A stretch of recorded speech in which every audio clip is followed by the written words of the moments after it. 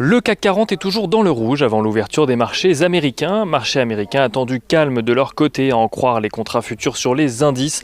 Pour rappel, hier à la clôture, le Dow Jones gagnait 0,20% à 29 883 points. Le S&P 500 gagnait de son côté 0,18% à 3 669 points, tandis que le Nasdaq Composite perdait 0,05% à 12 349 points. Les investisseurs à Wall Street devraient découvrir cet après-midi l'indice ISM des services après les PMI qui font état ce matin d'une contraction en zone euro mais d'une reprise en Chine. En attendant, ces mêmes investisseurs ont pu prendre connaissance du livre beige de la Fed qui servira de base pour la prochaine réunion de politique monétaire de la Réserve fédérale. Un livre beige qui fait état d'une croissance modeste ou modérée dans la plupart des États étudiés, avec même 4 États où la croissance est très faible voire nulle. Un argument de plus pour le vote rapide d'un plan de relance sur le sol américain.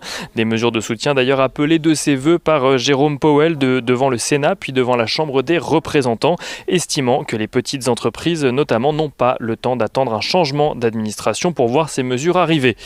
Sur ce sujet, plusieurs dirigeants démocrates, dont Nancy Pelosi, ont d'ailleurs appelé à la reprise immédiate des négociations sur le sujet. Pour rappel, un plan de relance de 908 milliards de dollars a été proposé par un groupe de parlementaires composé de démocrates et de républicains.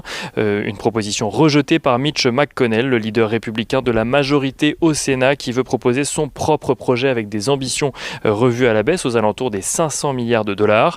Les démocrates souhaitent de leur côté que les négociations aient lieu à partir du projet existant, déjà bien en deçà de leurs vœux initiaux. À noter également qu'aujourd'hui se tiendra normalement une nouvelle réunion de l'OPEP+, afin de décider d'une potentielle augmentation des volumes de pétrole à partir de janvier. Des volumes sur lesquels les différents pays n'ont pas réussi à se mettre d'accord pour le moment. Et l'euro-dollar continue de son côté sa progression au-dessus des 1,21 dollars pour 1 euro, alors que le dollar tombe sur son plus bas niveau depuis près de 2 ans et demi. Côté valeur, rapidement à Wall Street, la Chambre des représentants a adopté un texte visant à exclure de la bourse les entreprises chinoises qui ne respectent pas pleinement les règles américaines en matière d'audit.